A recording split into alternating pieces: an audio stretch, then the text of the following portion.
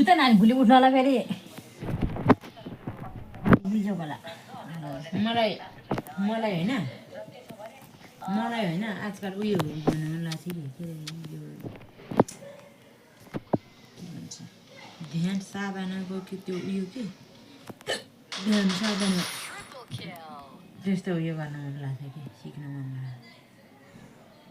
ध्यान साधना अनि त्यसपछि अर्को के भन्छ अरे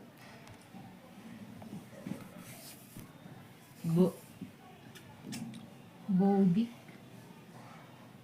ध्यान साधनाको के त्यो पाठहरू तर मलाई ध्यानमा बस्यो भने मन अन्त ठुल्छ है